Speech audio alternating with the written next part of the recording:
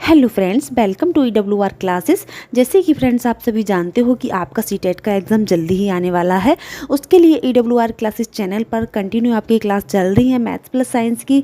तो देखिए फ्रेंड्स, आज हम क्या करने वाले हैं, आज हम साइंस का चैप्टर साउंड, जिसका कि पार्ट 1 मैं आपको करा चुकी हूँ, आज हम पार्ट 2 करने वाले हैं। उसमें इंपॉर्टेंट टॉपिक रहेंगे, काफ़ी इंपॉर्टेंट टॉपिक रहेंगे जो कि एग्ज़ाम में जहाँ से क्वेश्चन बार बार रिपीट होते रहते हैं।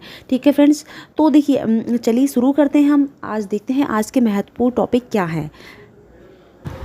तो फ्रेंड्स, सबसे पहले हम पढ़ेंगे ध्वनि के गुण यानी कि प्रॉपर्टी ऑफ साउंड, जिसमें हम कौन कौन सी प्रॉपर्टी पढ़ने वाले हैं। देखिए, फर्स्ट है हमारी वेवलेंथ, जिसको बोला जाता है तरंग दैर्घ्य, और सेकंड हमारी फ्रिक्वेंसी, जिसको बोला जाता है आवर्ती, और थर्ड हमारी टाइम पीरियड, जिसको बोला जाता है आवर्तकाल, और फोर्थ है हमारी लाउडनेस यानी कि ध्वनि प्रबलता क्या है, और हम पढ़ेंगे फिफ्थ हमारी एम्पलीट्यूड यानी कि आयाम क्या है, और सिक्स पढ़ेंगे हम तारत्व यानी कि पिच।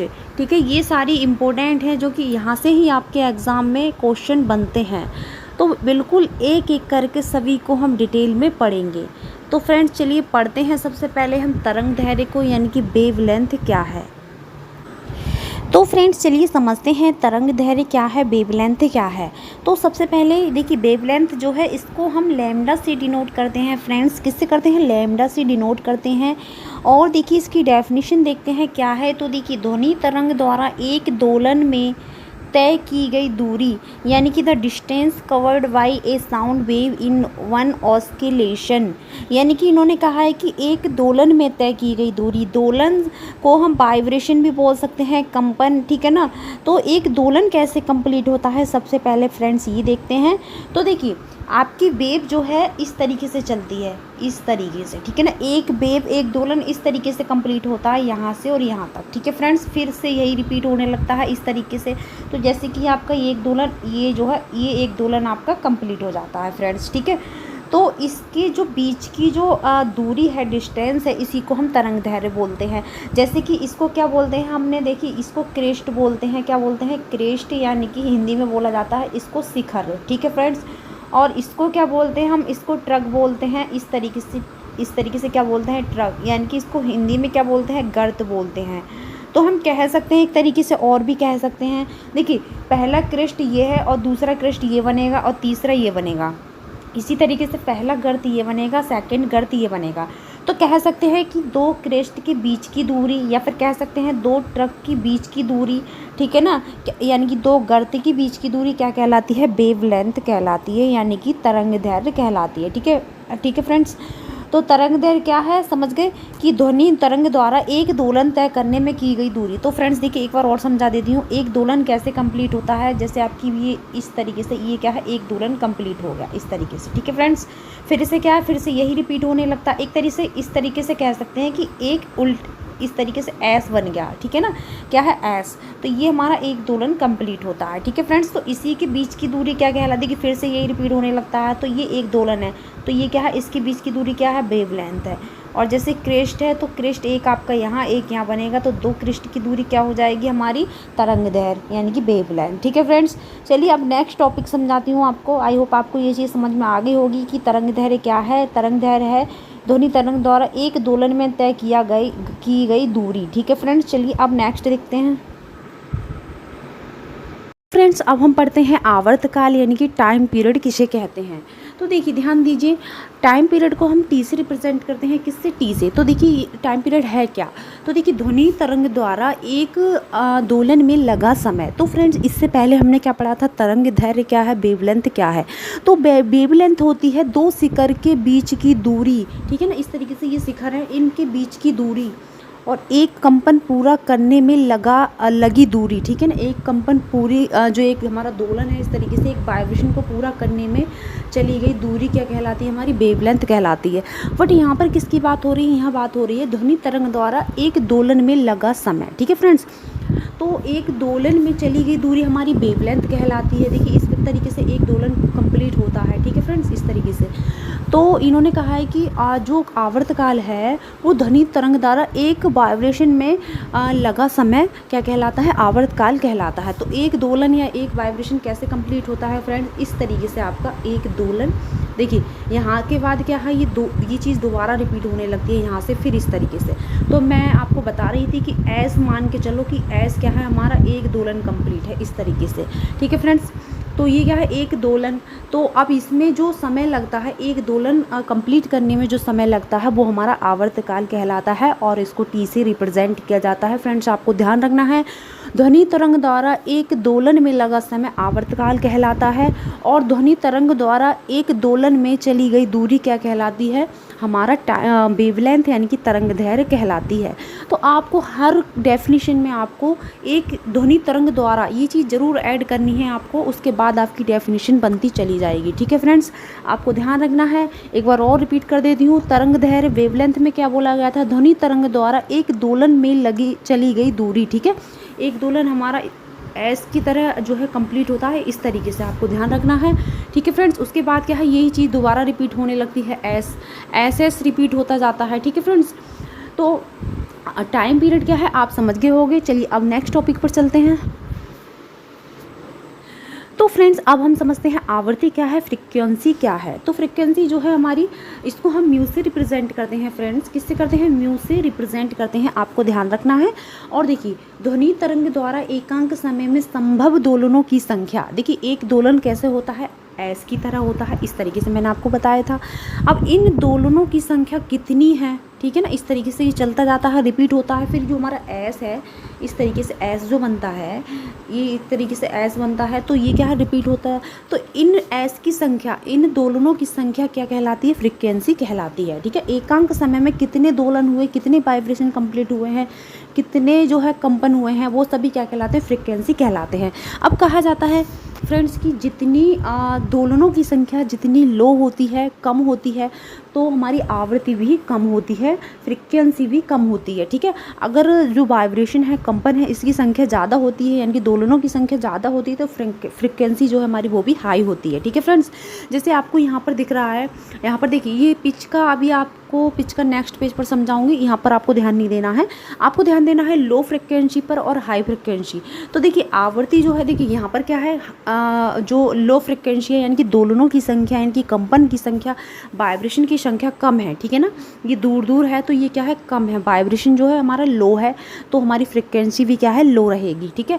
अगर हाई, देखिए ये क्या है, ये वाइब्रेशन की संख्या क्या है, ज़्यादा है, मैक्सिमम है, तो हमारी फ्रिक्वेंसी भी हाई रहेगी, ठीक है। तो जो हमारा आवृत्ति है वो किस पर डिपेंड करता है, वाइब्रेशन कंपन की संख्या पर, ठीक है फ्रेंड्स। यानी कि दोलनों की संख्या कम है तो आवृत्ति भी कम है, दोलनों की संख्या ज़्यादा है तो हमारी आवृत्ति भी ज़्यादा है, ठीक है फ्रेंड्स। आई होप आपको ये चीज़ क्लियर हो गई होगी। अब चलते हैं नेक्स्ट पेज पर। तो चलिए फ्रेंड्स समझते हैं कि आयाम किसे कहते हैं, एम्पलीट्यूड किसे कहा जाता है। तो फ्रेंड्स ध्यान दीजिए, एम्पलीट्यूड को हम स्मॉल ए से रिप्रेजेंट करते हैं, किससे, स्मॉल ए से रिप्रेजेंट करते हैं, ठीक है फ्रेंड्स। तो देखिए चलिए देखते हैं आयाम कहते किसे हैं। तो माध्यम का कोई कण साम्य अवस्था, देखिए साम्य अवस्था क्या है, यानी कि मूल स्थिति के दोनों ओर जितना अधिक विस्थापित होता है उसे दूरी का आयाम कहते हैं।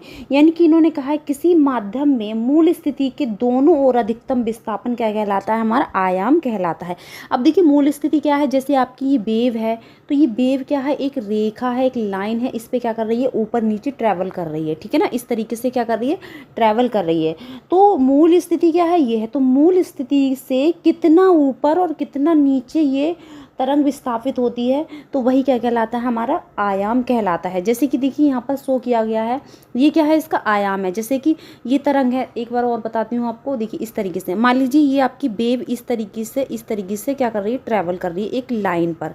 तो मान लीजिए ये 2 है और ये आपका क्या है, 3 है, ये 4 है, ये क्या है, आपके आयाम है, ठीक है फ्रेंड्स, क्या है, एम्पलीट्यूड है।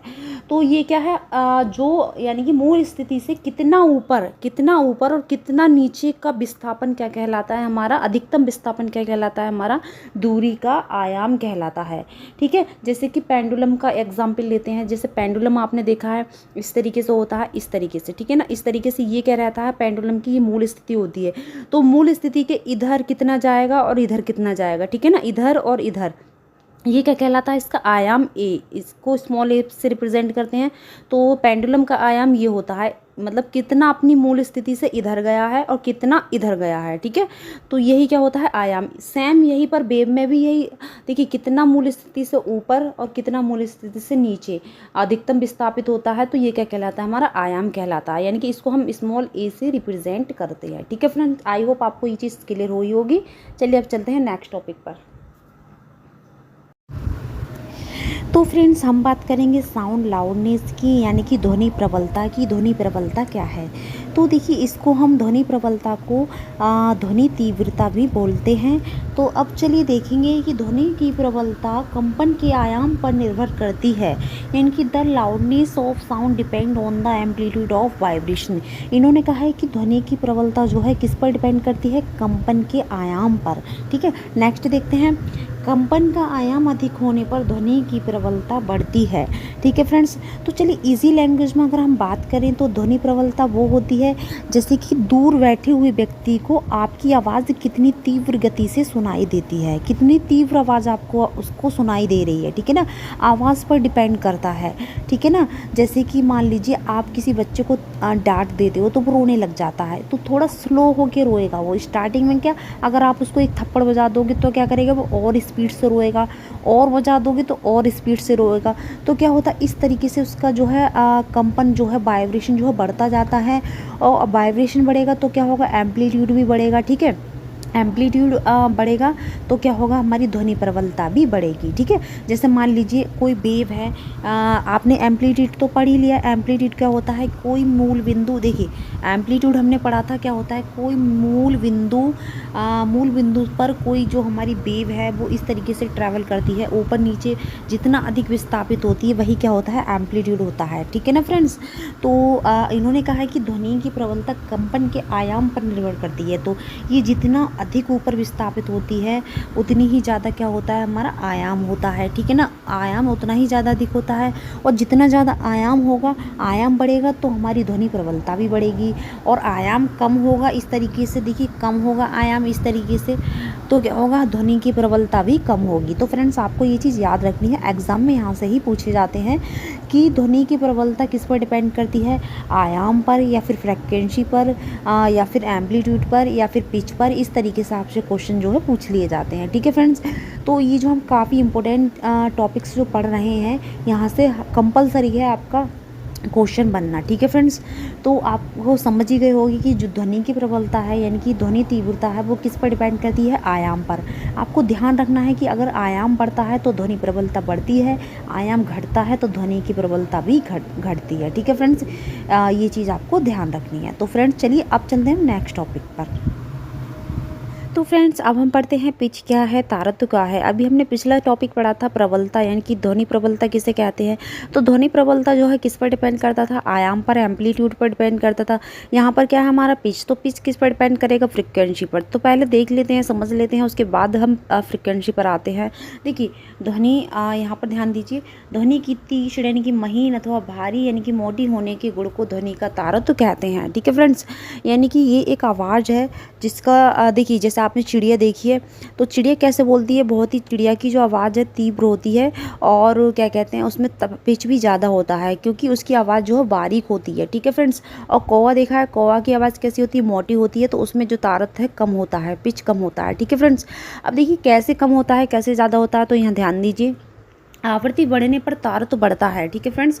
तो ये जो है पिच किस पर डिपेंड करता है, फ्रिक्वेंसी पर, ठीक है। पिच किस पर डिपेंड करता है, फ्रिक्वेंसी पर। और जो फ्रिक्वेंसी है वो किस पर डिपेंड करती है, दोलनों की संख्या पर। किस पर, दोलनों की संख्या पर, कंपन पर, वाइब्रेशन पर, कितना वाइब्रेशन हो रहा है।